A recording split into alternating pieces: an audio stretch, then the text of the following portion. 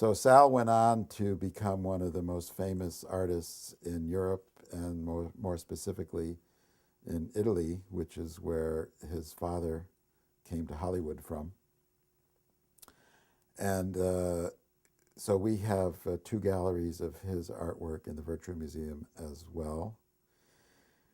And Sal is an amazing character, as well as being 89 years old. He's one of those tough as nails World War II guys who survived everything, who raced cars for most of his adult life, created magnificent art, lived in Europe for many, many years as an expatriate, was part of the European resistance, on and on and on. He was married to a very famous movie star for many years, has beautiful children, and he is certainly one of the greatest generation and holds tremendous seniority in the art world.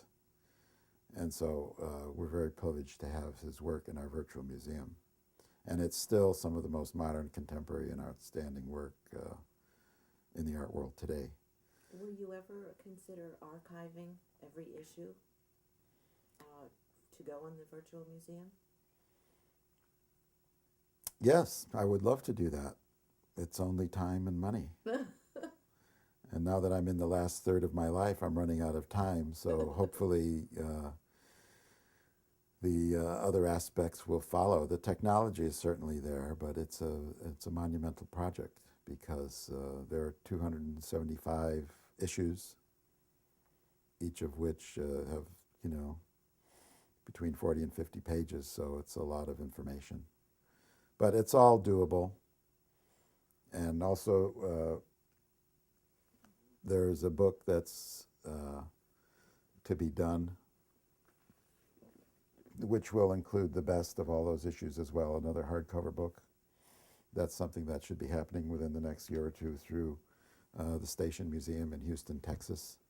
Very good. And that would be done with James Harithis, who is the director there, who is the quintessential museum director who has had a 40 or 50-year career and who finally opened his own museum so that he could do his own interpretation of what he feels a museum should be without the interference of a board of directors. And he made a statement to me in our last meeting, which is something that most artists will never hear in their lives, but I would like to have on record. And he feels that the museum in America should be the servant to the artist. So he will go to any extreme for good art. And his last show, which is still hanging at this moment, is the first major U.S. showing of contemporary artworks by artists who have been exiled from Iraq since the war. Oh my goodness. And 2 or 3 years ago, he did a similar show with artists who had been exiled from Palestine. So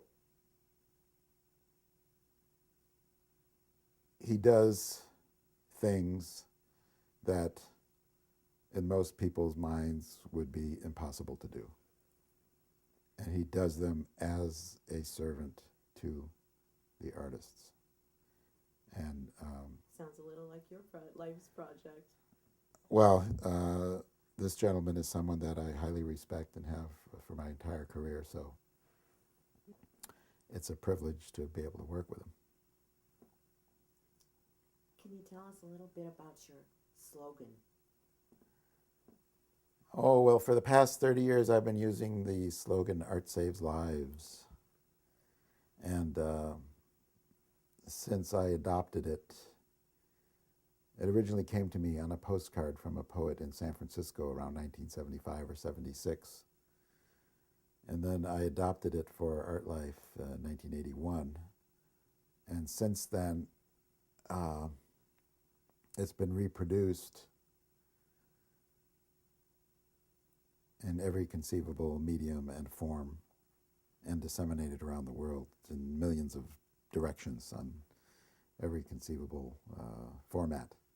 So I still use it today, but traditionally I have it on a life preserver to make it a little more meaningful to people.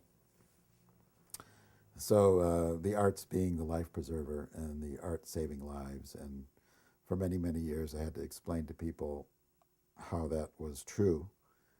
And it's very simply true because the arts give anyone an outlet for their expression. It's a way for people to express themselves, for the expression of every conceivable emotion to the human condition. Yes. Anything that can happen to people, will happen to people, has happened to people, can be freely expressed through the arts. And we've seen that in every day of our lives. My experience has been primarily with the visual arts. But even more notably, I find it to be true in music as well. And I don't know where we would all be without music. That's right. But it certainly makes the best accompaniment, the best soundtrack to our lives. And has always been a constant. With every page of Artlife being produced around the world, there's always music to go with it. Beautifully put. This is a hard question, and I don't even know if you want to answer it, but do you have a favorite issue?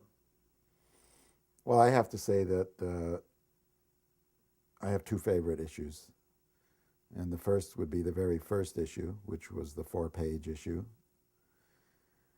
And of course, the other one would be the last issue, which was the 25th anniversary issue. So those are the front and back covers on the time capsule. Yes. And the other 275 issues in between those were like individual pages between those two covers, which formed the time capsule that I call Artlife. Well, final question. What's next for Artlife and Joe Cardella? Well, I have to pause a moment before answering that because it's such a huge question. I think probably it'll be the next generation of Artlife, which probably will not be handmade in the future. If there is anything handmade about it, it will be a very small part of it, because artists nowadays are not as willing to make things by hand as they were 25 and 30 years ago. Technology has taken over, so the majority of people prefer digital work, instant work, Polaroid work, anything that can happen quickly, either digitally or with the internet or whatever. So I would imagine that the new generation of Artlife would incorporate all those technologies and be disseminated over the internet and any other way that is easily done. What we're doing today with this little introduction, by putting it on a DVD, essentially we're setting the groundwork for the next generation of Artlife, because I would imagine it'll all be digital, it'll all be available on DVD or CD, and can be disseminated through websites, the internet, either